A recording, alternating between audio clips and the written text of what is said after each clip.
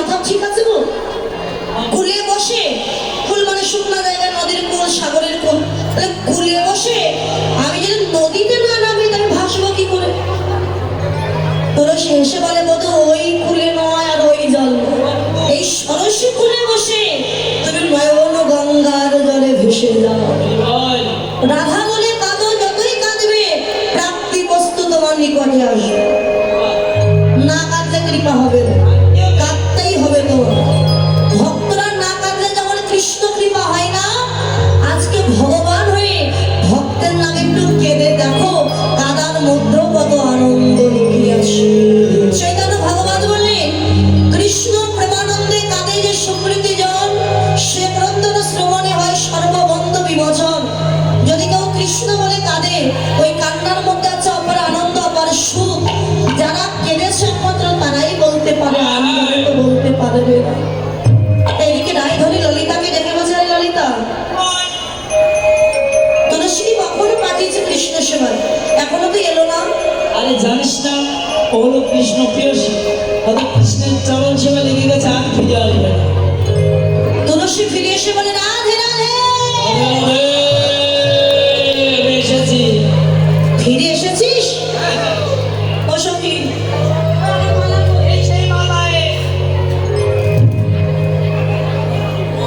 মালাটা রায়ধনী বুকে জড়িয়ে ধরে কাঁদছে। সত্যি বাদিনীর ঘরে বসত করি, যখন তখন তো কৃষ্ণ চরণেশ্বরে যেতে পারি না, কি করে যাবো গো? না রে, কৃষ্ণ সেবায় যদি যেতে চাস তোকে একটা ছলনা করতে হবে। সে ছলনা করতে হবে? তোর শাশুড়ির সামনে কেঁদে কেঁদে বলবি, মা আজকে নিশ্চিত স্বপ্ন দেখেছে আমার পতি দেবতা মারা গেছে। হ্যাঁ বলতে হবে। ওরে কৃষ্ণ ভজনে একটু একটু মিথ্যে বলে অপরাধ হবে না। কোথাও অপরাধ নেই? না নেই। আমাকে কি করতে হবে? কাঁদতে হবে, তোকে কাঁদতে হবে। আর শাশুড়ির সামনে বলবি, আমি স্বপ্ন দেখেছি আমার স্বামী মারা গেছে। দেখেছো গান তো, এ তো অপরাধ হবে না। না অপরাধ হবে। শাশুড়িয়া শাসা মুখে কাঁদে বিনোদী, কাঁদে বিনোদী।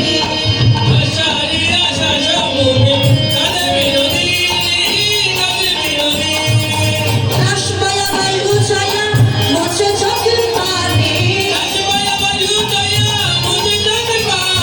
শাশুড়িয়া শাসা মুখে কাঁদে বিনোদী, কাঁদে বিনোদী।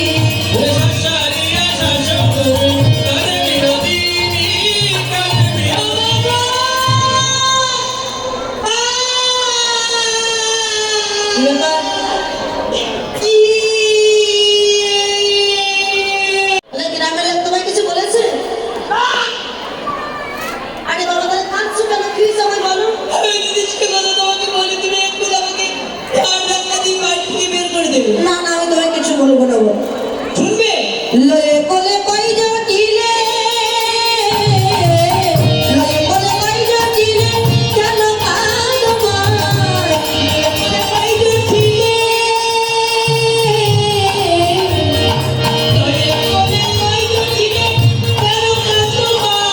শুনে ধনী কয় তখনই কেমনে সুধায়,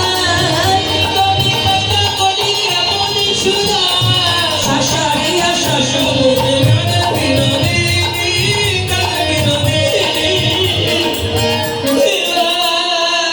বসো বসো বসো। ও বাবা, কেঁদো না, বলো কি স্বপ্ন দেখেছো? আমি একটা স্বপ্ন দেখেছি।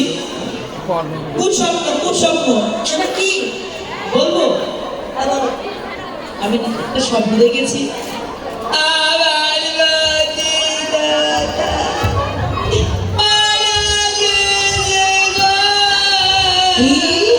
এত বড় স্বপ্ন তুমি দেখেছো?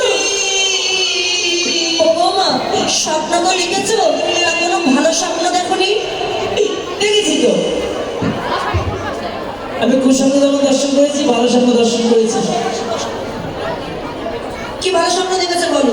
আমি যখন কাঁদছিলাম তখন এক দেবতা এসেছিল, আমাকে বলছে কাঁদছো কেন? আমি বললাম আমার পরিদেবতা মারা গেছে, স্বপ্ন দেখেছি।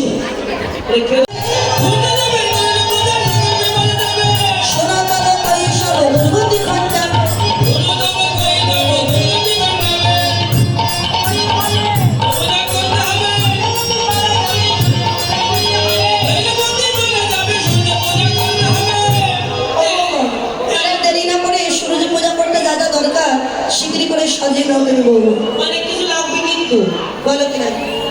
শোনো, প্রথমে লাগবে একটা ঘন্টা, কষাকষি, দুধ, ধুনো, আলতা, সয়াবিন বড়ি, সয়াবিন বড়ি নয়, সিঁদুর, সিঁদুর, আর কিছু প্রসাদ মানে ভোগ লাগবে, মানে ফল লাগবে, আর কিছু মাখামাখি করার জিনিস আছে, যেমন আটখানা শাড়ি, একটা বালতি, সার্ভিসের ডিব্বা, রসুন, আরে বাবা এত কিছু দিতে পারবো না। বক্স, একটা প্লাস্টিক লাগবে ঠোঁটে দেওয়ার জন্য, তুলসী বলবে তুমি সাজাও কি কি লাগবে।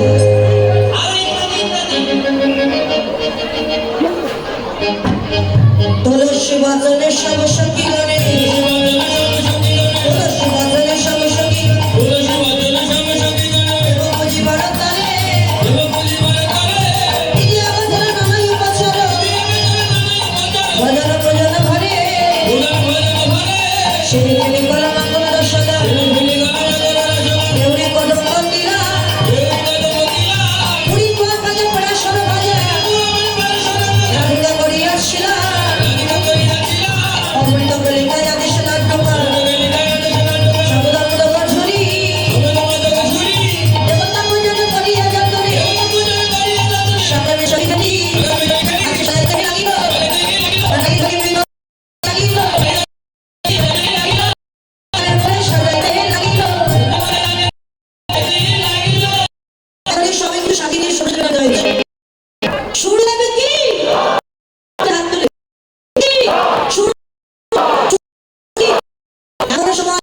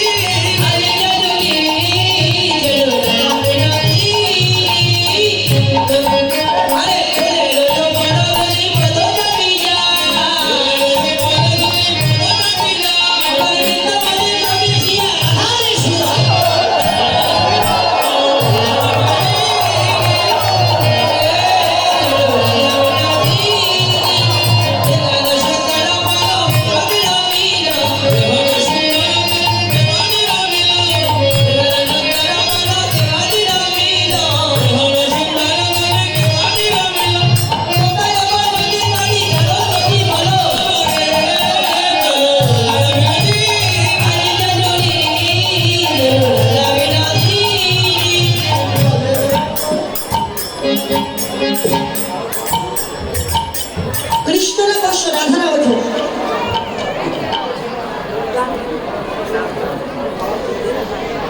ঘুরে ঘুরে নাচ। অষ্টপদয় অঙ্গবন্ধ নাসিকাতে গেলে,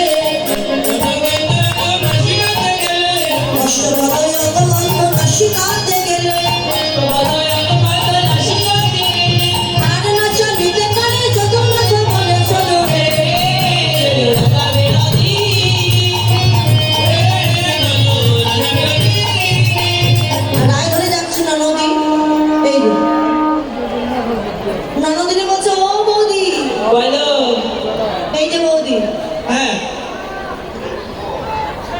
এই সুন্দর বন, এই বনটা কে নির্মাণ করেছে এত সুন্দর দেখতে?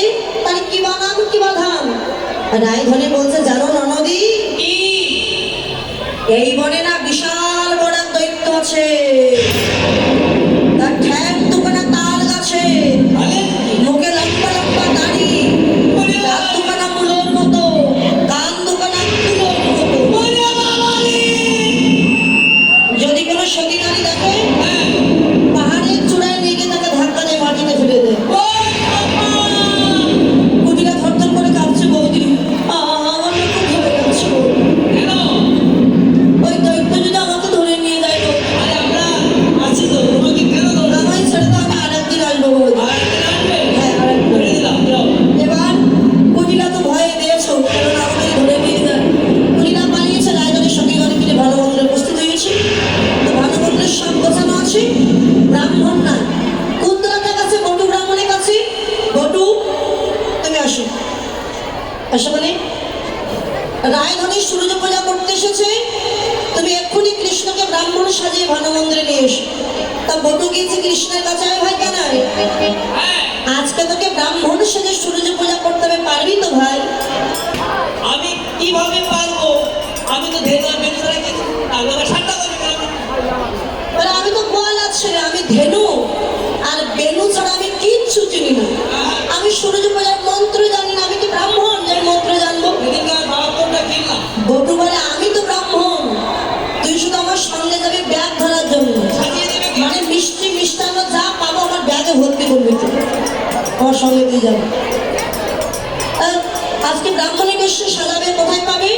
যোগমায়া মা ব্রাহ্মণের বেশ এনে দিয়েছি, ব্রাহ্মণ বেশে বটু কৃষ্ণ সাজাচ্ছে নাচ। তারে দেখি মন সুখে